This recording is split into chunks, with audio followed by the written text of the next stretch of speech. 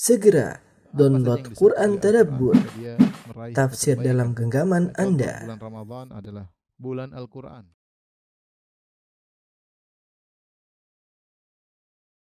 Bismillahirrahmanirrahim. Assalamualaikum warahmatullahi wabarakatuh. Alhamdulillahi ala ihsanih wa syukru lahu ala taufiqihi wa amtinani wa asyhadu an la ilaha illallah wahdahu la syarika lahu ta'ziman li sya'nihi wa asyhadu anna Muhammadan abduhu wa rasuluhu da'ila ridwani. Allahumma shalli alaihi wa ala alihi wa ashabihi wa ikhwani. Rekan-rekan sekalian dimanapun antum berada, ya. Pada kesempatan kali ini kita akan membahas dari bab at-targhib fi mahasin akhlak, yaitu tentang bab motivasi untuk berakhlak yang mulia. Al-Hafidz Ibnu Hajar rahimahullahu taala membawakan sekumpulan hadis-hadis yang berbicara tentang akhlak yang mulia. Yang pertama tentang perintah jujur, untuk jujur, dan lawannya adalah larangan untuk berdusta. Ibnu Mas'ud radhiyallahu anhu menuturkan bahwasanya Rasulullah SAW bersabda, "Alaikum bis-sidqi fa inna as-sidqa yahdi ilal bir." Hendaknya kalian jujur. Sungguhnya jujur itu mengantarkan kepada kebajikan. Wa innal birra yahdi ilal jannah, dan sungguhnya kebajikan akan mengantarkan kepada surga. Wa ma yazalu rajulu yasduq wa yataharra sidqa. Senantiasa seorang jujur dan berusaha untuk jujur hatta yuktaba indallahi siddiqan, sampai dia dicatat di sisi Allah sebagai siddiq, yaitu orang yang senantiasa jujur. Wa iyyakum wal kadhib, waspadalah kalian daripada dusta. Fa innal kadhiba yahdi ilal fujur. Sungguhnya dusta itu mengantarkan kepada kefajiran. Wa innal fujura yahdi ilan nar, dan kefajiran, ya, lawan dari kebajikan, itu akan mengantarkan kepada neraka. Wa ma yazalu rajulu yakdzib, senantiasa seorang berdusta, wa yataharral kadzib, dan berusaha untuk berdusta, hatta yuktaba indallahi kadzaban, sampai dicatat di sisi Allah sebagai seorang yang tukang dusta. Hadis pertama ini menjelaskan tentang keutamaan jujur, bahwasanya jujur adalah akhlak yang mulia. Allah Subhanahu wa taala menyebutkan tentang kejujuran dalam Al-Qur'an banyak sekali. Di antaranya Allah berfirman, "Ya ayyuhalladzina amanu taqullaha wa kunu ma'as shadiqin." Wahai orang yang beriman, bertakwalah dan hendaknya kalian bersama orang-orang yang benar. Ayat ini berkaitan tentang tiga orang sahabat, wa ala thalathatil ladzina khulifu. Tiga orang sahabat itu Ka'ab bin Malik dan dua temannya yang tertunda penerimaan taubat mereka ketika mereka tidak ikut dalam perang Tabuk. Ketika Nabi SAW pulang dari perang Tabuk, maka ada puluhan orang yang tidak ikut serta, maka kebanyakan mereka berdosa mencari-cari alasan agar mereka selamat dari cercaan dan celaan, dan kebanyakan mereka adalah orang-orang munafik. Adapun Ka'ab bin Malik dan dua temannya, mereka bertiga jujur, yang konsekuensinya akhirnya Rasulullah SAW marah, kemudian mereka diboikot, ya, sampai sekitar 50 hari. Namun akhirnya Allah menerima taubat mereka. Oleh karenanya kejujuran itu meskipun kelihatannya pahit, tapi ujungnya adalah keindahan, ya. Inna sidqa manja, sungguhnya kejujuran adalah yang menyelamatkan. Sementara sekarang ini banyak orang menyangka bahwasanya kalau jujur maka tidak selamat, kalau jujur maka akan celaka, kalau jujur akan begini dan begitu, sehingga banyak orang terjerumus atau sengaja untuk berdusta agar selamat, agar mendapatkan rezeki, agar mendapatkan keberuntungan dan yang lainnya. Maka Allah mengatakan wa kunu ma'as shadiqin, hendaknya kalian bersama orang-orang yang jujur. Lihatlah bagaimana kisah Ka'ab bin Malik dan dua temannya yang jujur akhirnya mendatangkan kesudahan yang indah. Mereka jadi mulia, kemudian diampuni oleh Allah Subhanahu wa taala. Kemudian kisah mereka diabadikan dalam Al-Qur'an, ya. Kisah mereka juga diabadikan dalam hadis-hadis, kita baca kisah mereka. Jadilah terkenal mereka dengan kejujuran mereka, dan banyak jadilah mereka teladan bagi orang-orang yang jujur, sehingga betapa banyak kemuliaan yang Allah berikan kepada mereka bertiga setelah mereka bertahan dalam kejujuran, setelah mereka bertahan dalam kejujuran. Ikhwan dan akhwat yang dirahmati oleh Allah Subhanahu wa taala, hadis yang sedang kita bahas, alaikum bisidq, hendaknya kalian jujur. Fa inna sidqa yahdi ilal bir, sungguhnya kejujuran mengantarkan kepada kebajikan. Ini dalil bahwasanya, ya, seorang jujur merupakan kunci kebaikan. Kalau kita bahasa kita, jujur adalah kunci dari berbagai macam pintu-pintu kebaikan. Karena Nabi berkata, fa inna sidqa yahdi ilal bir. Sungguhnya kejujuran akan mengantarkan kepada kebajikan. Itu kebajikan yang banyak. Rasulullah mengatakan kepada albir mutlak, ya, kepada banyak kebajikan. Seakan-akan kejujuran adalah kunci untuk membuka pintu-pintu kebajikan. Seperti kalau kita bilang bahasa Arab adalah kunci dari pintu-pintu ilmu. Dengan bahasa Arab orang mudah memahami ilmu usul fikih, dengan bahasa Arab orang memahami ilmu tafsir, dengan bahasa Arab banyak ilmu agama yang bisa dipahami dengan kalau kita seorang memiliki kunci miftahul ulum, kuncinya yaitu adalah bahasa Arab. Maka kalau boleh kita analogikan sama seperti kejujuran. Kejujuran yahdi ilal bir. Dengan jujur akan membuka pada banyak kebajikan, akan banyak membuka pada banyak kebajikan, amal-amal soleh yang lain. Ini sangat pentingnya kejujuran. Makanya nilainya sangat tinggi dalam syariat karena membuka pintu-pintu kebajikan yang lain. Dan di antaranya dalil akan hal ini Allah Subhanahu wa taala berfirman, "Ya ayyuhalladzina amanu ittaqullaha wa qulu qawlan sadida." Wahai orang yang beriman, bertakwalah dan ucaplah perkataan yang benar, yang jujur. Yuslih lakum a'malakum. Maka Allah akan perbaiki bagi kalian amalan-amalan kalian. Wa yaghfir lakum dzunubakum, dan Allah akan mengampuni dosa-dosa kalian. Wa may yuti'illaha wa rasulahu faqad faza fawzan 'azima. Barang siapa yang taat kepada Rasulnya maka dia telah mendapatkan kemenangan yang besar. Jadi Allah mengatakan wa qulu qawlan sadidan yuslih lakum a'malakum.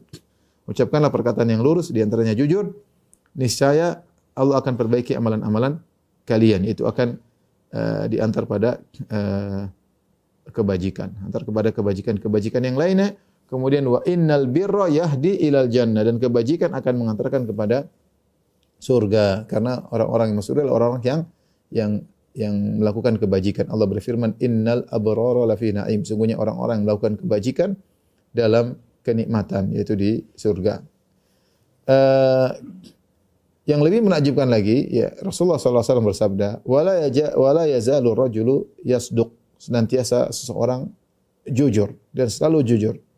Wa yataharra sidqa, dan berusaha untuk jujur. Di saat orang-orang ingin bohong, dia ingin jujur. Di saat kondisi menarik untuk berbohong, mungkin menguntungkan secara duniawi, untuk menyelamatkan, dia justru berusaha untuk jujur.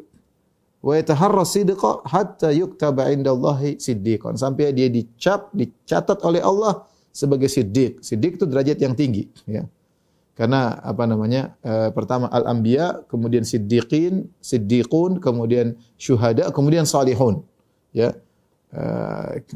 Ma'alladzina an'ama Allahu 'alaihim minan nabiyyin wasiddiqin wasyuhada wasalihin. Jadi para nabi, kemudian siddiqin, syuhada, salihin. Di antaranya Abu Bakar radhiyallahu taala anhu disebut dengan Abu Bakar As-Siddiq. Dia adalah pemimpin para siddiqin.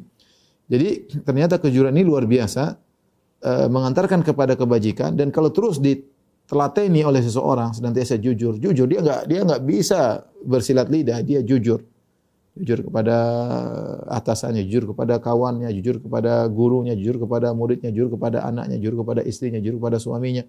Senantiasa dia jujur, ya. Dalam kondisi kelihatannya sulit, dalam kondisi kelihatannya tidak menguntungkan, dia tetap jujur. Lisannya tidak bisa untuk berdusta. Sampai akhirnya bukan hanya mengantarkan kepada kebajikan, bahkan mengantarkan kepada derajat as-siddiq. Ini luar biasa. Antar kepada derajat as-siddiq, ya. Sehingga dia dicatat sebagai as-siddiq, ya.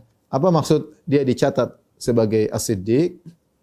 Ada yang mengatakan bahwasanya dia dicatat di sisi Allah sebagai derajat as-siddiq, derajat yang tinggi, atau kedua yaitu dia diterima oleh manusia. Orang-orang menerima, orang tahu dia orang amanah, orang jujur. Orang ini enggak bisa bohong, orang ini enggak bisa dirayu, dia jujur orangnya, ya. Sehingga orang-orang pun mengenal sebagai orang yang siddiq. Dan sebaliknya, lawan daripada jujur adalah kedustaan, ya. Yang Rasulullah SAW mengatakan wa iyyakum wal kadzib, waspadalah kalian daripada dusta, fa innal kadziba yahdi ilal fujur. Sungguhnya kedustaan itu akan mengantarkan kepada dosa-dosa yang lain. Sebagaimana kebajikan mengantarkan kepada banyak kebaikan, dusta akan mengantarkan kepada pintu-pintu maksiat yang lain, ya. Minimal kalau dia berdusta, dia akan berdusta kedua kali, berdusta akan 3 kali, dan berdusta seterusnya. Dusta untuk menutup kedustaannya. Saking banyaknya dia berdusta, dia terkadang lupa dengan dusta yang pertama. Dan saya dapati beberapa orang seperti begitu, ya. Dia sering kali dusta, sehingga dusta pertama dia lupa. Saya enggak pernah begitu, subhanallah. Dusta depan kita, dia lupa kalau dia pernah berdusta. Karena apa? Sudah terbiasa dusta. Lisan dia sudah terbiasa dusta. Dan akhirnya kalau sering berdusta mengantarkan kepada kefajiran, wa innal fujura yahdi ilan nar, dan kefajiran akan mengantarkan kepada neraka jahanam sebagian firman Allah, wa innal fujjara lafi jahim, sungguhnya orang-orang fajir dalam neraka jahanam. Dan akhirnya wala yazalu rajulu yakdzib, senantiasa seorang berdusta, wa yataharral kadzib, bahkan dia ahli dalam berdusta, sengaja berdusta, bangga bisa berdusta, sampai apalagi bahagia bisa menipu orang. Dia berdusta hatta yuktaba indallahi kadzaban, sampai dicatat di sisi Allah sebagai pendusta. Ya, artinya dia sudah distempel jadi pendusta, sulit bagi dia untuk jujur. Terkadang kita ketemu sebagian orang, kita bilang kok dia berdosa. Begini saja ngapain dusta? Begini saja ngapain berdosa? Tapi bagi dia biasa. Dia tidak merasa sesuatu yang besar, bagi dia biasa. Dusta biasa aja. Ya sudah menjadi keahlian dia. Sudah distempel oleh Allah, mau diapain? Kita suruh dia jujur enggak bisa lagi. Kenapa? Sudah distempel oleh Allah sebagai pendusta. Ya, sebagai pendusta. Oleh karena itu saya ingatkan kepada diri saya pribadi dan juga kepada rekan-rekan sekalian, hati-hati jangan sampai kita meletakkan batu pertama kepada anak-anak sebagai pendusta. Hati-hati. Karena anak-anak melihat kita dusta, kita bohongin mereka, atau kita bohongin ibunya, atau ibunya bohongin bapaknya. Dia lihat kayaknya dusta biasa, sehingga dia tidak menganggap dusta adalah sesuatu yang besar. Karena dia lihat praktek langsung dari ayah dan ibunya, dusta. Dia didustai, atau lihat bapaknya dustain ibunya, atau lihat ibunya dustain bapaknya, atau lihat bapaknya dustain tamunya, dustain temannya. Dia lihat anak kecil kelihatannya sepele, ternyata kita meletakkan batu pertama untuk dia menjadi pendusta di kemudian hari. Siapa yang punya andil pertama adalah kita sebagai orang tua. Waspada. Kemudian anak kalau sudah besar jadi pendusta, yang salah kita ternyata. Benar lingkungan nanti yang mempengaruhi dia, tapi yang meletakkan batu pertama, menganggap dosa adalah suatu hal yang sepele, adalah kita, karena dia melihat praktek kita yang dusta begitu mudah. Maka seorang jangan berdusta, yang dosa kepada siapapun. Timbul pertanyaan, dosa besar atau dosa kecil? Dosa besar atau dosa kecil? Ya. Para ulama sepakat kalau dusta yang berkaitan dengan syahadah, persaksian palsu, yang itu bisa menjatuhkan hak orang lain atau bisa mengambil hak orang lain, maka ini merupakan dosa besar. Dusta yang berkaitan dengan persaksian palsu, sebagaimana dalam hadis kata Rasulullah SAW, ala unabbi'ukum bi akbaril kabair. Maka aku kabarkan kepada kalian tentang dosa besar yang paling besar. Rasulullah ulangi 3 kali. Maka aku kabarkan kepada kalian dosa-dosa terbesar, dosa-dosa besar. Maka aku kabarkan kepada kalian tentang dosa-dosa terbesar, dosa-dosa besar. Qalu bala ya Rasulullah, kata mereka tentu ya Rasulullah. Kata Rasulullah SAW, al-isyraku billah, syirik kepada Allah, wa uququl walidain, durhaka kepada kedua orang tua. Wa jalasa wa kana muttaqian, tadinya beliau bersandar kemudian beliau duduk, kemudian beliau berkata ala wa qauluz zur, hati-hatilah dengan perkataan dusta. Ya, yaitu syahadatuz zur, persaksian dusta. Ya, ini dosa besar. Adapun dusta yang tidak sampai pada persaksian palsu, tidak mengambil hak orang atau tidak menjatuhkan hak orang, maka ini khilaf di kalangan para ulama. Apakah ini dosa besar atau dosa kecil? Wallahu a'lam bishawab. Zahirnya dusta adalah dosa besar, meskipun dusta bertingkat-tingkat ya. Kenapa dosa besar? Karena tadi Rasulullah SAW berkata, iyyakum wal kadzib fa innal kadziba yahdil fujur. Dusta itu mengantarkan kepada kefajiran, dan kefajiran mengantarkan kepada neraka jahanam. Bahkan dusta dalam rangka menyenangkan orang lain, dosa besar. Rasulullah SAW bersabda, wailul lilladzi yuhadditsu fayakdzib. Celaka bagi orang yang bercerita kemudian dia dusta, liyudhika bihil qaum, dalam rangka untuk membuat suatu kaum tertawa. Wailun lahu, celaka baginya. Lihat Rasulullah SAW mengucapkan celaka baginya 3 kali, padahal dia dusta, niatnya untuk menyenangkan orang, buat orang tertawa, membahagiakan orang dengan dustanya. Wailun lilladzi yuhadditsu fayakdzib liyudhika bihil qauma, wailun lahu wa wailun lahu. Celaka bagi orang yang berbicara kemudian dia dusta untuk menjadikan suatu kaum tertawa, yaitu menyenangkan hati mereka, bikin lawakan tapi isinya bohong, ya. Celaka baginya. Nah, dusta ini niatnya untuk menyenangkan hati orang lain, namun itu sudah merupakan dosa besar didoakan celaka 3 kali oleh Nabi sallallahu alaihi wasallam, apalagi dosa-dosa yang lain. Jadi wallahu alam bisawab, saya lebih condong bahwasanya dusta adalah dosa besar. Tentunya dosa bertingkat-tingkat ya. Dalam satu hadis Rasulullah SAW bersabda, "Yutba'ul mu'min 'alal khilal kulliha illal khiyan wal kadhib." Seorang mukmin bisa tercatat dalam segala macam perangai kecuali berkhianat dan dosa. Itu bukan perangai seorang mukmin. Seorang mukmin bisa jadi punya perangai yang lain, bisa jadi mungkin pelit, mungkin apa, mungkin suka marah, mungkin tidak sabar, mungkin. Tapi kalau untuk dusta dan khianat itu bukan perangai seorang mukmin. Ya, itu bukan perangai seorang mukmin. Ini menegaskan bahwasanya khianat dan dusta adalah akhlak buruk yang dibenci dalam Islam dan bukan ciri seorang mukmin. Orang jujur mendapatkan pahala yang besar dia sebagai as-siddiq. Oleh karena dalam satu hadis kata Nabi sallallahu alaihi wasallam, "At-tajir as-saduq al-amin ma'an nabiyyin was-siddiqin wasyuhada." Seorang pedagang yang jujur, kemudian yang terpercaya, amanah bersama para nabi, bersama para siddiq dan juga para syuhada.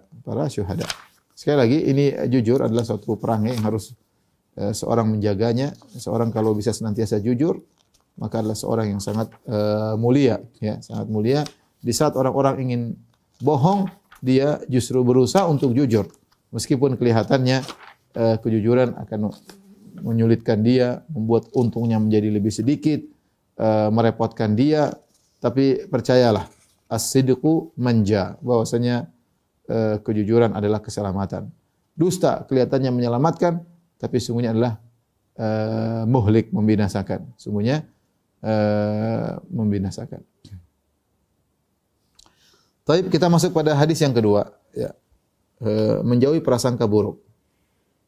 Dari Abu Hurairah Nabi sallallahu alaihi wasallam bersabda, "Iyyakum wadh-dhanna fa inna adh-dhanna akdzabul hadits." Waspadalah kalian dari persangkaan, sungguhnya persangkaan adalah perkataan sejelek-jelek perkataan dusta. Hadis ini menjadi perbincangan di kalangan para syurrah, para pensyarah Kitabul Jami', karena hadis ini dibawakan dalam bab at-targhib fi mahasin akhlak, ya, atau makarimil akhlak, tentang motivasi berakhlak mulia. Namun kenapa dibahas tentang larangan untuk berprasangka buruk? Ya, seakan-akan ada yang mengatakan mungkin Ibnu Hajar salah taruh hadis, namanya orang juga bisa salah, ya. Harusnya hadis ini diletakkan pada memperingatkan akhlak yang buruk. Kenapa diletakkan dalam motivasi akhlak yang baik, ya? Ada yang mengatakan bahwasanya maksud Ibnu Hajar adalah lawan daripada ini, ya, karena tidak ada hadis berkaitan dengan berhusnudzan, maka dia bawakan hadis ini agar kita sadari bahwasanya suudzon adalah perkara yang buruk, lawannya adalah husnudzan, berbaik sangka adalah akhlak yang baik. Ada yang mengatakan maksudnya beliau bawakan hadis ini sebagai kelanjutan dari peringatan akan dusta. Di antara dusta yang berbahaya adalah suudzon, berburuk sangka. Baik, kita bahas saja hadis ini. Kata Rasulullah SAW, "Iyyakum wadh-dhann." Waspadalah kalian tentang berburuk sangka. Fa inna dhanna akdzabul hadits. Karena persangkaan adalah kedustaan yang paling, pembicaraan yang paling dusta. Hadis ini mungkin sebagian orang merasa aneh. Kok bisa persangkaan dikatakan pembicaraan yang paling dusta? Bukankah dusta lebih parah daripada persangkaan? Jawabannya, Rasulullah meninjau dari satu sisi, wallahu alam bisawab, bahwasanya kenapa dikatakan perkataan yang paling dusta adalah persangkaan? Karena kalau orang berdusta, dia tahu dia berdusta, dia tahu dia salah. Tetapi kalau orang berprasangka buruk, padahal persangkaannya itu keliru, dia menyangka dia benar. Sehingga dia tidak sadar bahwasanya persangkaannya itu persangkaan dusta. Maka dikatakan dia akdzabul hadis, pembicaraan yang paling dusta, lebih dusta daripada dusta yang normal biasa. Kenapa? Karena orang yang normal dusta biasa, dia sadar dia sedang berdusta. Adapun orang sedang berprasangka, dia menyangka dia tidak berdusta, dia menyangka dia benar, padahal penilaian dia tersebut tidak dibangun di atas qarinah, tidak dibangun di atas indikator-indikator yang jelas. Hanya persangkaan-persangkaan, dan kita tahu syaitan mendikte. Syaitan mendikte, dan betapa sering kita sudah coba persangkaan kita keliru. Maka menunjukkan bahwasanya persangkaan adalah suatu perkataan yang paling dosa. Ini sama analoginya seperti perkataan Sufyan Ats-Tsauri, al-bid'atu ahabbu ila iblis minal ma'siyah. Al-ma'siyatu yutabu minha wal bid'atu la yutabu minha. Seperti perkataan Sufyan Ats-Tsauri, bid'ah lebih dicintai oleh iblis daripada maksiat. Kenapa? Karena orang maksiat masih mungkin orang bertobat, adapun bid'ah dia tidak bertobat. Karena dia merasa benar. Karena dia merasa benar. Dari sisi ini maka bid'ah lebih buruk daripada maksiat. Dari sisi orang melakukan bid'ah merasa benar. Sulit disuruh bertobat. Gimana suruh bertobat? Dia merasa benar.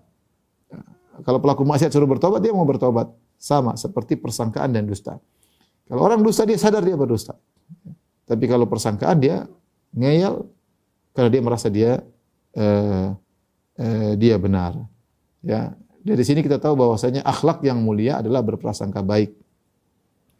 Susah seorang berprasangka buruk. Berprasangka buruk, kata para ulama, di antara hal yang merugikan orang berprasangka buruk, orang berprasangka buruk seringnya keliru. Seringnya keliru. Membuat curiga, membuat hati menjadi buruk ya. Dan kalaupun benar dia tetap berdosa. Makanya kata para ulama, amal yang kalau kamu benar pun dosa, apalagi kamu salah, yaitu berprasangka buruk. Kita diperintahkan berprasangka baik. Sebaliknya prasangka baik, kalaupun kita salah kita dapat pahala. Kalaupun kita salah kita dapat pahala. Kenapa? Karena kita disuruh berprasangka baik. Ya. Inna ba'dadh-dhanni itsm. Ya. Sesungguhnya sebagian prasangka adalah dosa. Makanya prasangka yang tidak wajar, sering curiga, dan itu penyakit. Sebagian orang suka berprasangka buruk. Lihat orang sedikit yang dinilai negatif, sedikit negatif, selalu berprasangka buruk. Orang bikin sesuatu berprasangka buruk. Dan itu penyakit dan itu mendatangkan dosa. Meskipun persangkaannya benar. Mungkin dari persangka buruk dia 105 benar taruhlah. 5 benar. Apakah yang benar itu dia dapat dia dibolehkan? Enggak, 5 itu pun dia dosa. Seorang hanya boleh berprasangka buruk kalau benar-benar memang berhak untuk diprasangkai buruk dan benar-benar indikator benar-benar menunjukkan akan hal tersebut, ya. Ya. Indikator benar-benar menunjukkan, indikasi banyak menunjukkan akan hal tersebut, tapi hukum asal seorang berprasangka baik. Jadi saya ulangi, prasangka buruk itu kalaupun benar tetap salah, apalagi kalau salah. Prasangka baik kalaupun salah tetap dapat pahala karena kita disuruh untuk berprasangka baik. Umar bin Khattab radhiyallahu anhu pernah berkata, "Wala tadhunanna bi kalimatin kharajat min akhika su'an wa anta tajidu lahu minal khairi mahmala." Ya. Janganlah engkau berprasangka buruk kepada satu kata yang keluar dari saudaramu sementara kau masih bisa membawanya kepada penafsiran yang baik. Ya.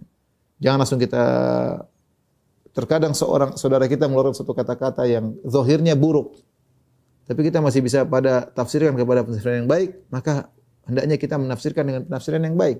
Mungkin maksudnya begini, mungkin maksudnya begitu, ya. Dan ini mengajarkan kita untuk senantiasa berprasangka baik. Praktek menunjukkan bahwasanya persangka buruk sering keliru, persangkaan baik sering benar. Kenapa persangkaan buruk sering keliru? Karena memang persangkaan kita ternyata didikte oleh iblis, didikte oleh syaitan. Ya akhi, kita lihat seorang melakukan suatu, masih ada 100 kemungkinan, tapi iblis menggiring kita kepada satu kemungkinan yang buruk saja. Kita dipersangka pada kemungkinan yang buruk sehingga 100 persangkaan yang lain atau 99 persangkaan yang lain yang itu bisa bermakna baik kita abaikan. Kita abaikan. Ya, ini menunjukkan bahwasanya memang hati kita didikte oleh syaitan agar kita berprasangka buruk. Taib, kita lanjutkan ya. Hadis berikutnya, hadis yang ketiga. Dari Abu Sa'id Al-Khudri radhiyallahu anhu, Nabi sallallahu alaihi wasallam bersabda, "Iyyakum wal julusa 'ala turuqat." Waspadalah kalian dari nongkrong di pinggir jalan. Waspadalah kalian dari nongkrong di pinggir jalan. Faqalu ma lana buddun. Ya Rasulullah, kita harus nongkrong di pinggir jalan, ada keperluan. Innama hiya majalisuna, itulah obrolan kami, majelis-majelis kami. Natahaddatsu fiha, kami ngobrol di situ ya Rasulullah. Pinggir jalan, orang lewat. Ya kita kadang ketemu teman-teman ngobrol. Apa kata Rasulullah SAW? Qala fa idza abaitum illa al majalis. Kalau memang kalian tidak bisa kecuali harus ngobrol di situ, harus duduk di situ, fa'atut tariqa haqqaha, maka berikanlah hak jalan. Tunaikanlah hak jalan. Qalu wa ma haqqut tariq? Kata para sahabat, ya Rasulullah, apa itu hak jalan? Qala ghaddul basar. Kata Nabi SAW, tundukkan pandangan. Wa kafful adha, tahan diri jangan mengganggu orang lain.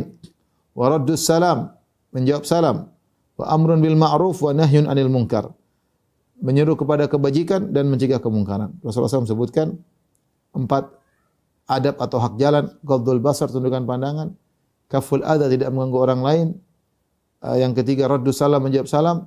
Yang keempat amar ma'ruf nahi mungkar, amar ma'ruf nahi mungkar.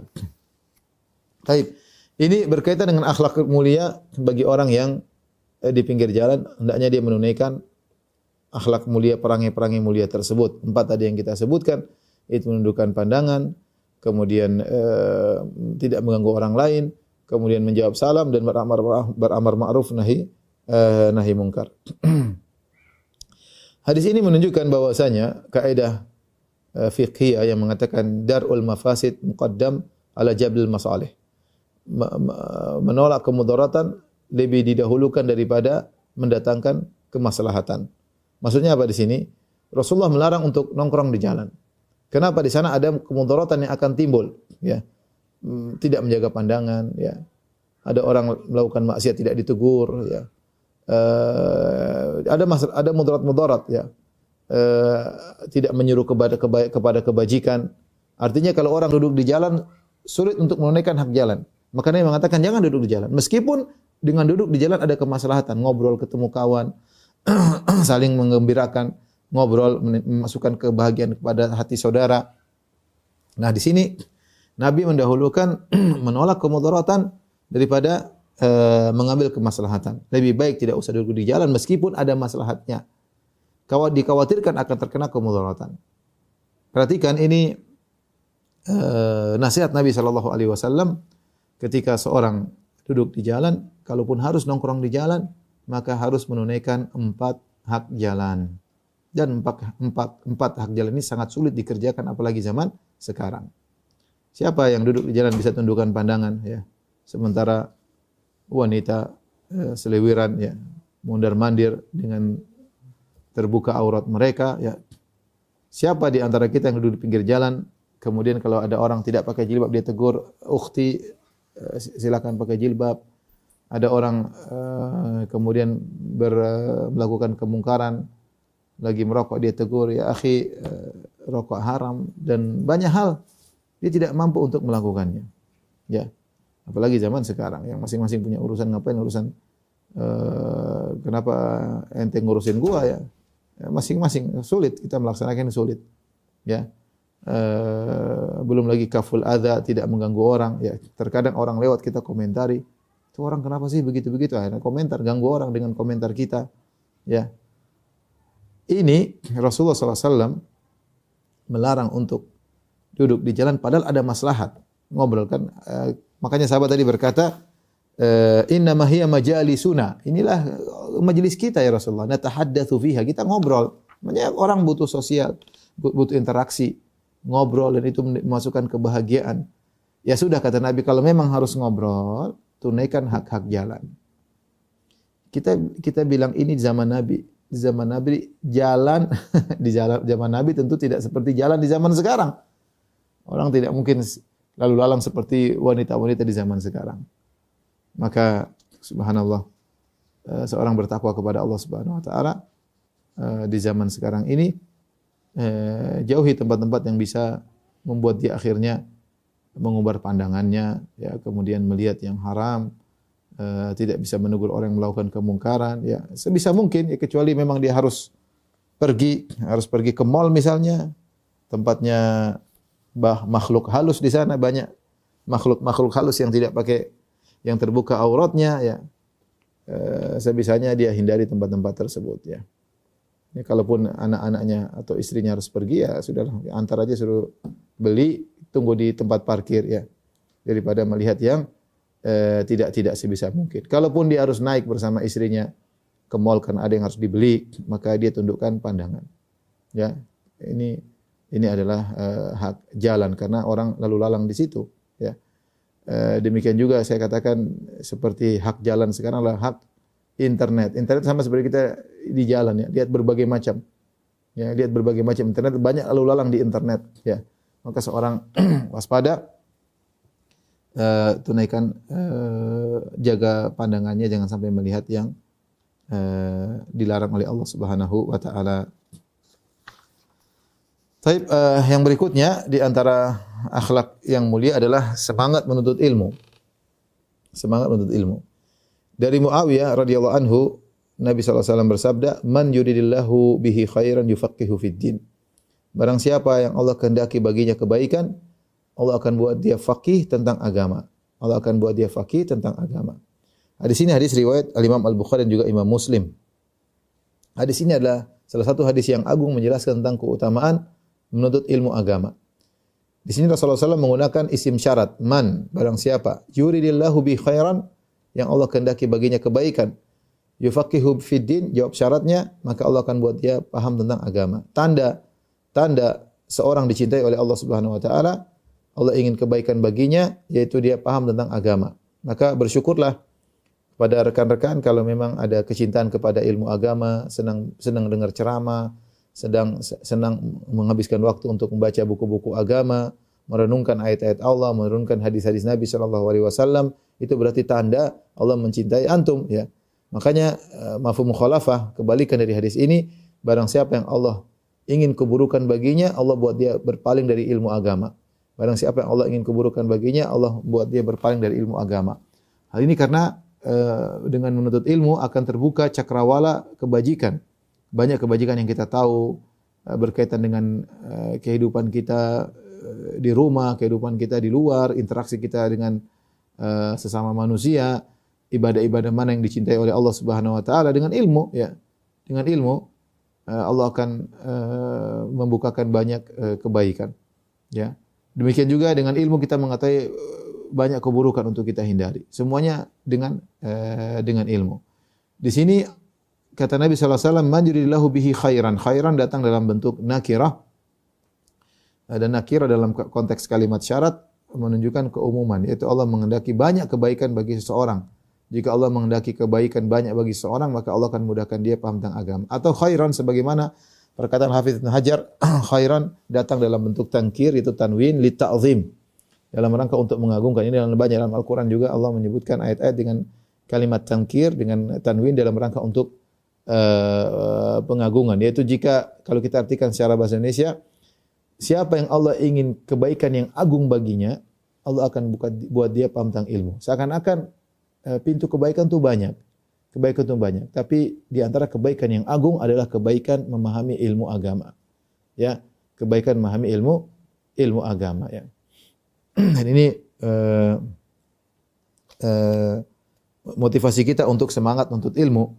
Dan ini menunjukkan bahwasanya menuntut ilmu adalah ibadah, ya. Menuntut ilmu adalah ibadah. Sebagaimana seorang ketika salat dia merasa sedang beribadah kepada Allah, ketika dia baca Al-Qur'an dia merasa sedang beribadah kepada Allah Subhanahu wa taala, ya. Ketika dia berzikir dia sedang merasa beribadah kepada Allah, maka ketika dia menuntut ilmu, sungguhnya dia sedang juga beribadah kepada Allah Subhanahu wa taala. Bahkan Allah menamakan ilmu dengan zikir. Allah menamakan ilmu dengan zikir karena kita menuntut ilmu apa? Mengingat Allah. Kita bicara syariat Allah, kita bicara hukum-hukum Allah atau syariat Nabi sallallahu alaihi wasallam, hukum-hukum Nabi sallallahu alaihi wasallam. Jadi mengingat Allah dengan menuntut ilmu.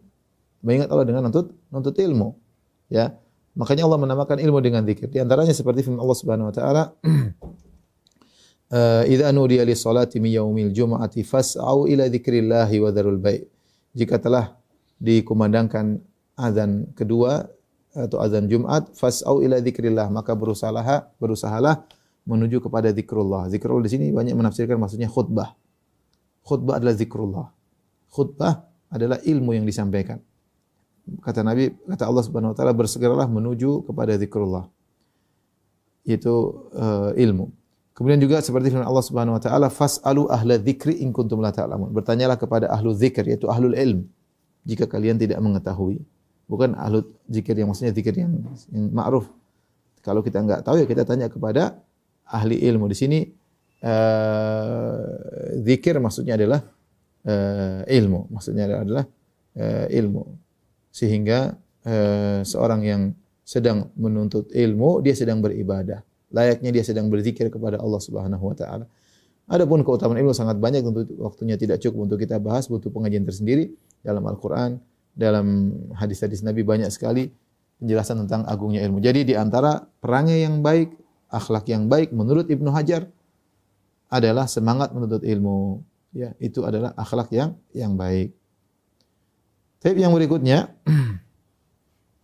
Eh, Hadis yang kelima tentang keutamaan berakhlak mulia. Ya.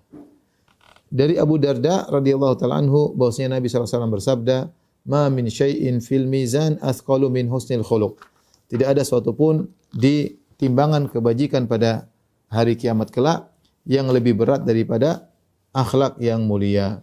Ini mengingatkan kepada kita bahwasanya akhlak mulia adalah ibadah yang agung. Ketika diletakkan di timbangan nanti sangat memberatkan timbangan, ya. Sangat memberatkan timbangan. Bahkan Nabi mengatakan ma min syai'in fil mizan, tidak ada sesuatu pun yang diletakkan di timbangan asqal lebih berat daripada husnul khuluq, daripada akhlak yang mulia. Berarti akhlak mulia ini kalau diletakkan sangat berat. Ya, jujur, murah senyum, mudah memaafkan, meredam amarah. Ya, ini akhlak mulia. Bahkan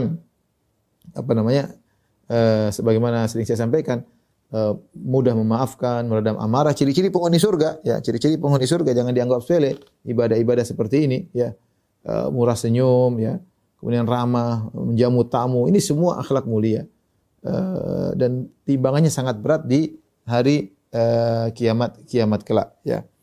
Perhatikan di sini, Nabi berkata, "Ma min syai'in", tidak ada satu pun. Ini adalah nakirah dalam konteks penafian, memberikan faedah umum. Seakan-akan tidak ada suatu amalan pun yang bisa menyaingi akhlak mulia. Tidak ada suatu amalan pun yang bisa menyaingi akhlak mulia ketika ditimbang di hari kiamat kelak. Ini benar, ya. Dalil-dalil menunjukkan bahwasanya akhlak mulia adalah ibadah yang agung. Seperti sabda Nabi sallallahu alaihi wasallam, "Akmalul mu'minina imanan ahsanuhum khuluqa wa khiyarukum linisaihim khuluqa." Orang mukmin yang paling sempurna imannya adalah yang paling baik akhlaknya. Bayangkan, yang Rasulullah menjadikan akhlak mulia sebagai barometer keimanan.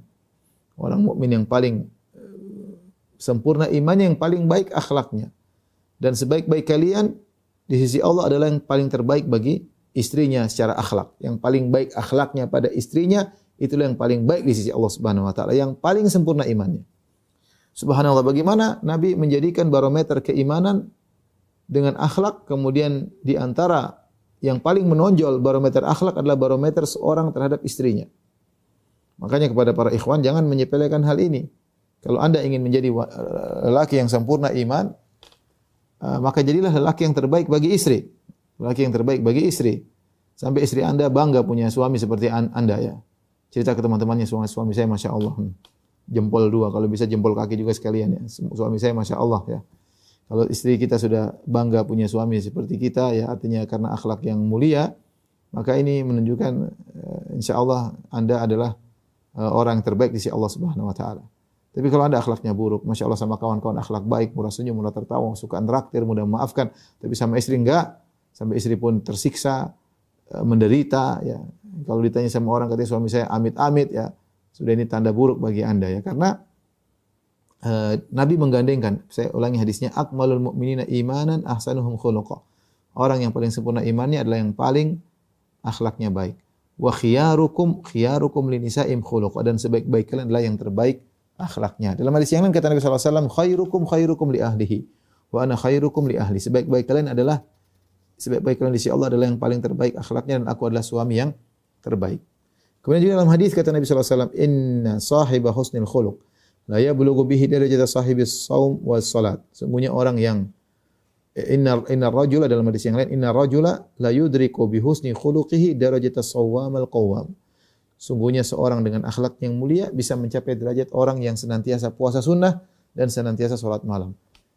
Seandainya dia tidak salat malam, seandainya dia tidak puasa sunnah, tapi dia punya akhlak mulia, orang nyaman sama dia, orang enak ngobrol sama dia, istrinya nyaman, anak-anaknya nyaman, pegawainya nyaman, bosnya nyaman, tetangganya nyaman sama dia. Ini tanda orang berakhlak mulia. Semua orang merindukan kedatangannya. Kalau dia tidak ada, kayaknya majelis tidak ramai kalau tanpa dia. Kalau dia tidak ada, dicari-cari, orang merasa kehilangan. Ya, ini contoh akhlak mulia, itu buktinya demikian. Setiap ketemu orang senyum, tidak pernah berbicara dengan perkataan yang menunjukkan merendahkan orang lain, tidak pernah berbicara dengan perkataan yang mengangkat dirinya. Ya, benar-benar akhlak mulia. Ya.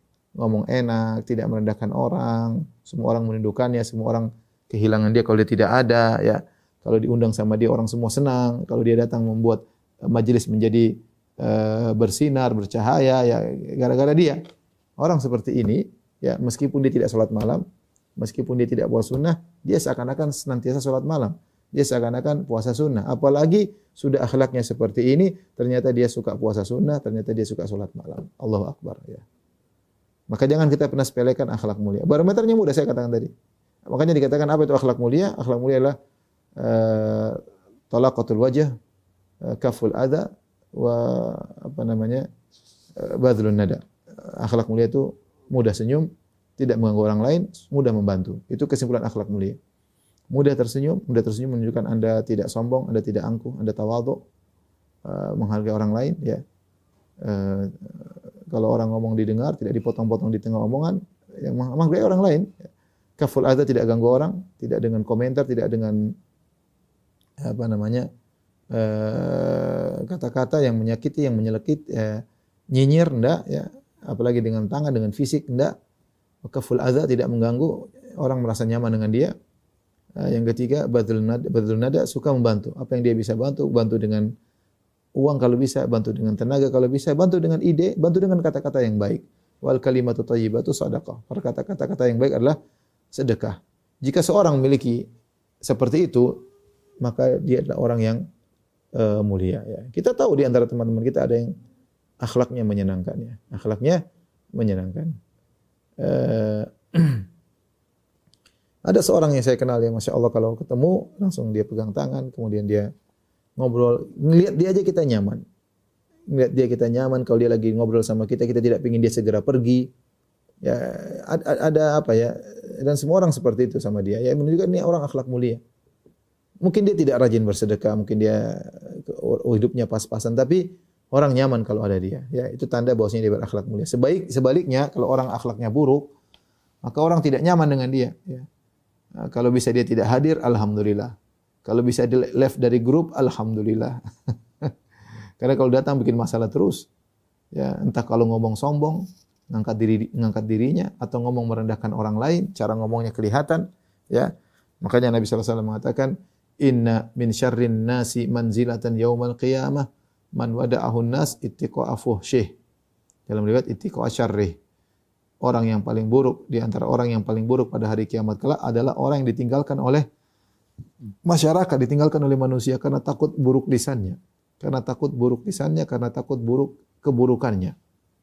Jadi sininya tadi, orang tidak nyaman duduk sama dia. Kalau ada dia, bikin masalah. Bisa jadi badannya kurus kerempeng, ya, suaranya kecil, tapi kalau ngomong nyelekit, seakan-akan kita sedang mau ditimpa gunung, ya. Padahal orangnya kurus, tapi kalau ngomong seperti hantaman batu besar ngantamin kita, ya. Ada orang seperti itu. Orang tidak ada yang nyaman sama dia. Bukti dia berakhlak buruk, di mana-mana dia berada bermasalah. Dia masuk komunitas sana, bikin masalah. Masuk komunitas yang lain, bikin masalah. Dan ini laki-laki mau perempuan, hati ibu yang seperti ini. Entah mulutnya ember, ya, ngomong suka kesana kesini ngomongnya, bongkar rahasia orang, merendahkan orang lain, angkuh. Ini terkumpul pada dirinya yang membuat orang tidak nyaman sama dia. Ya, orang tidak nyaman sama dia. Orang ingin jauh dari dia. Ya, kalau sudah seperti ini akhlak sangat buruk. Ini barometer sederhana. Namun ingat, semua orang berakhlak mulia karena itu adalah ibadah, niatkan karena Allah Subhanahu wa taala, bukan karena mencari pujian, bukan karena mencari sanjungan, tapi berniat berakhlak mulia karena memang Allah perintahkan demikian. Ya, Allah menyuruh untuk berakhlak mulia. Dan akhlak mulia adalah perkara yang bisa diusahakan sebagaimana sabda Nabi sallallahu alaihi wasallam, ana zaimun bi baitin fi a'lal jannah liman hasana khuluquhu.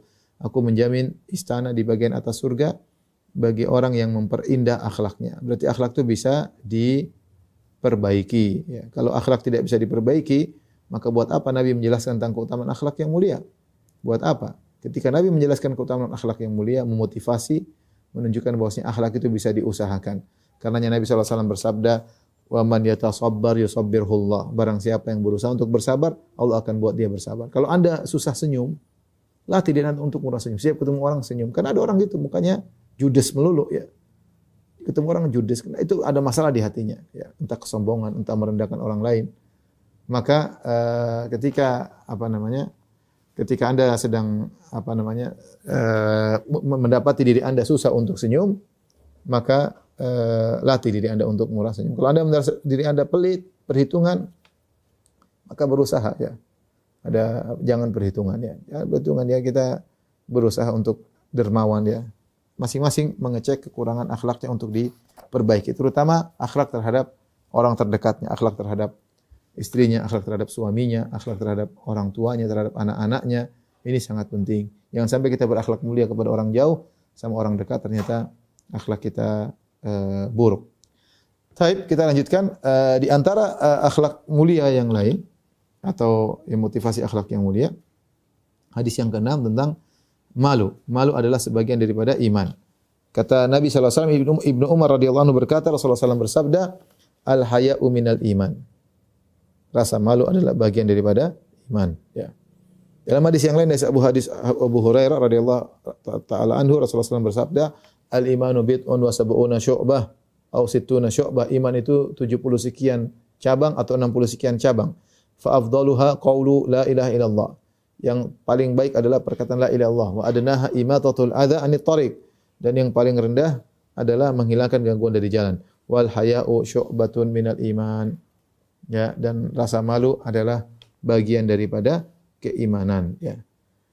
Kenapa Rasulullah menyebutkan rasa malu secara khusus? Rasulullah mengatakan iman itu 70 sekian cabang. Paling tinggi la ilaha illallah, paling rendah menghilangkan gangguan dari jalan. Dan rasa malu adalah bagian daripada iman. Rasulullah menyebutkan rasa malu bagian dari iman secara khusus.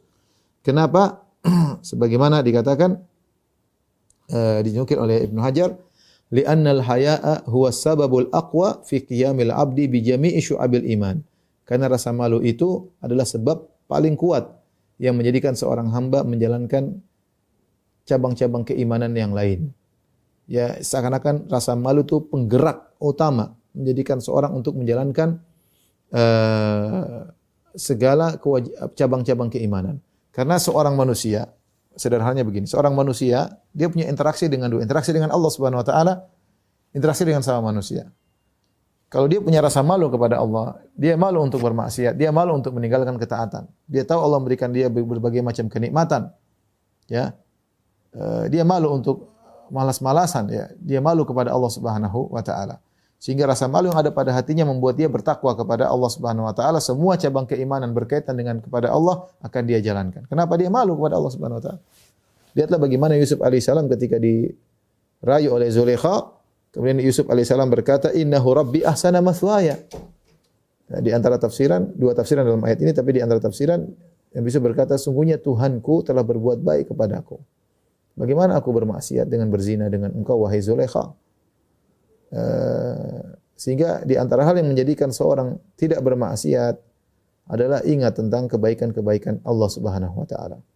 Allah berikan kita kesehatan, Allah berikan kita kenikmatan, Allah berikan kita keluarga, Allah berikan kita rumah, Allah berikan kita kelapangan, kebahagiaan, Allah kenalkan kepada kita sunnah, Allah membuat kita beriman ya.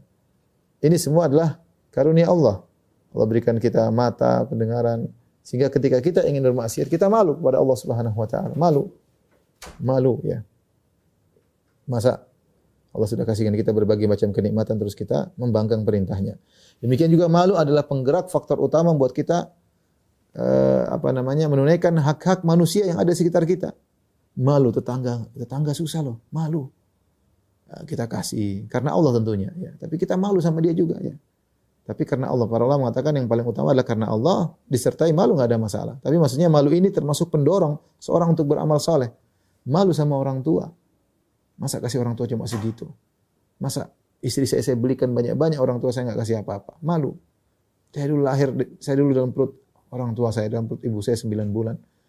Dulu begini. Malu sama orang tua. Ya. Malu sama kakak, malu sama adik. Banyak hal. Malu sama kawan ini dulu. Masa kita enggak jenguk, masa kita enggak ini, masa kita enggak anu. Ini semua menjadikan, sebagaimana perkataan Ibnu Hajar tadi, dinukil oleh Ibnu Hajar, al-haya'u huwa sababul aqwa. Rasa malu adalah sebab utama untuk menjadikan seorang menjalankan segala cabang-cabang keimanan yang lain. Ya. Maka ini adalah iman yang baik. Suatu hari ada seorang Ansar menasihati saudaranya karena suka malu. Kata dia bilang, jangan suka malu, jangan suka pemalu. Maka Rasulullah SAW tegur. Jadi ini seorang menegur saudaranya karena saudaranya suka malu, pemalu, maka ditegur, kamu jangan suka pemalu. Maka Nabi tegur, da'hu, kata Nabi, biarin dia pemalu. Fa innal haya'a minal iman. Sungguhnya rasa malu bagian dari iman. Daripada iman, ya. Maka ajarkan rasa malu kepada anak-anak. Ini penting, ya. Rasa malu kepada keluarga, malu, ya.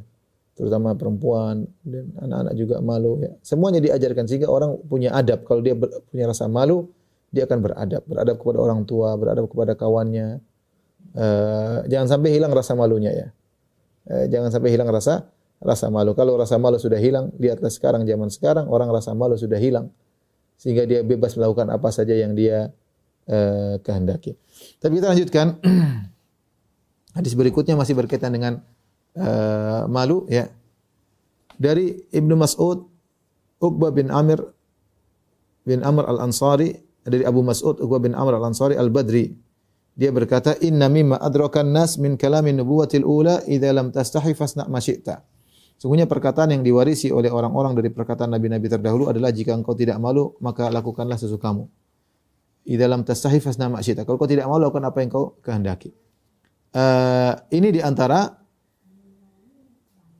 nasihat yang merupakan kesepakatan para nabi. Dari nabi-nabi terdahulu sampai nabi sekarang, sampai Nabi Muhammad SAW, semuanya sama-sama sepakat hendaknya malu. Kalau kau tidak punya malu, lakukan yang kau kehendaki. Kalau kau tidak punya malu, maka lakukan yang kau kehendaki. Apa maksud hadis ini? Jika kau tidak malu, lakukan yang kau kehendaki. Pendapat pertama, maksudnya pendapat pertama mengatakan ini adalah ancaman, ya. Kalau kau tidak punya malu, bikin aja, terserah. Kalau kau tidak punya malu, lakukan yang kau kehendaki. Maksudnya ancaman. Artinya jangan kau lakukan. Seperti firman Allah Subhanahu wa taala, "I'malu ma syi'tum." Lakukan yang kau kehendaki, silakan masuk neraka, ya. "Fa'budu ma syi'tum." Seperti firman Allah, sembahlah yang kalian kehendaki. Ini ancaman. Ini maksud pertama. Artinya ancaman yaitu jika kau tidak punya malu, silakan lakukan yang kau kehendaki. Ini tafsiran pertama untuk mengancam. Jangan melakukan hal yang memalukan, ya. Yang kedua, maknanya sesuai dengan zahir. Artinya kalau itu perbuatan tidak memalukan, silakan lakukan. Jika itu perbuatan tidak memalukan, silakan lakukan. Jadi diperiksa, ini memalukan enggak? Kalau enggak, silakan lakukan. Ini tafsiran yang kedua. Ini ikhwan dan akhwat yang dirahmati Allah Subhanahu wa taala, akhlak yang sangat penting terutama di zaman sekarang. Ya akhi, ya ukhti, zaman sekarang rasa malu hilang. Dengan pengaruh banyak faktor membuat orang rasa malu hilang. Di antaranya dengan melihat hal-hal yang memalukan. Tontonan di internet, ya. Orang buka-bukaan, melihat orang-orang kafirat, para wanita kafir, buka-bukaan, ciuman di jalan, bahkan macam-macam. Sehingga ketika seorang terbiasa melihat maksiat tersebut jadi ringan dalam hatinya. Bahkan dia mencintai melihat hal tersebut, dia suka. Jadi perbuatan tersebut jadi ringan bagi dia, bahkan dia mungkin ingin melakukannya, ya. Sehingga ketika dia sering melihat tersebut, misalnya dia suka lihat orang telanjang, dia telanjang akhirnya dia enggak ada malu karena dia suka melihat hal tersebut. Bagi dia perkara yang biasa. Ini bahayanya interaksi dengan non muslim. Makanya Rasulullah SAW berkata, ana bari'un mimman yuqimu baina adhhuril musyrikin. Aku berlepas diri dari orang yang tinggal di tengah-tengah orang kafir. Bahayanya di situ, ya. Kecuali orang bisa menjaga agamanya, bahkan bisa berdakwah, oke. Kalau tidak, dia mudah terpengaruh dengan kondisi lingkungan. Kalau tidak dia, maka istrinya. Kalau tidak istrinya, anak-anaknya. Kenapa? Karena rasa malu tidak ada di sekitarnya, sehingga akhirnya terbawa. Apalagi di zaman sekarang, ya. Sering melihat maksiat akhirnya menghilangkan rasa malu seseorang. Ya, ini faktor yang besar. Kemudian faktor kedua, ya, banyaknya kejadian-kejadian yang disebarkan di dunia maya, ya, sehingga akhirnya membuat orang nekat melakukan karena semua orang sudah melakukan. Karena kita bicara masalah korupsi. Orang korupsi enggak malu-malu. Bahkan ada orang korupsi ditangkap masih begini, ditangkap korupsi. Ya, tidak malu. Nanti di penjara keluar masih nyalon lagi. Saya tidak tahu rasa malu di mana, ya. Udah hilang, ya. Sama seperti beberapa kali kasus orang kemudian tidak punya rasa malu, kemudian berzina, kemudian dia shooting zinanya, kemudian tersebar dan dia tidak malu. Keluar dengan tidak ada rasa malu sama sekali. Cuek aja. Subhanallah ya. Ini kita hidup di zaman seperti ini. Hati-hati anak-anak kita. Kita sendiri waspada, istri kita, anak-anak kita ya. Tontonan ini sangat merubah perangai seseorang. Bisa menghilangkan rasa malu sama sekali. Rasa malu hilang secara total dari hati seseorang. Ya. Demikian juga di antara faktor yang menyebabkan rasa malu hilang, di antaranya maksiat ya. Kata Ibnu Qayyim rahimahullah taala, min uqubatil ma'asi dhahabul haya alladhi huwa maddatul hayati lil qalb. Di antara hukuman kemaksiatan adalah hilangnya rasa malu. Ya. Yang akhirnya rasa malu yang merupakan sumber kehidupan bagi hati. Wa huwa aslu kulli khair, dan rasa malu adalah asal dari segala kebaikan. Wa dhahabu kulli khairin bi ajma'ihi, dan hilangnya rasa malu menghilangkan kebaikan secara keseluruhan. Maka ini adalah akhlak yang penting hendaknya kita tanamkan pada diri kita, pada istri kita, anak-anak kita, laki-laki maupun perempuan, bahwasanya rasa malu adalah akhlak yang baik. Dia adalah penggerak ya dari segala kebajikan. Wallahu bisawab, demikian saja kepada kawan-kawan di manapun antum berada, karena sudah waktu azan asar di Jakarta. Insyaallah kita lanjutkan di kesempatan yang lain. Kurang lebihnya saya mohon maaf. Wabillahi taufiq wal hidayah. Assalamualaikum warahmatullahi wabarakatuh.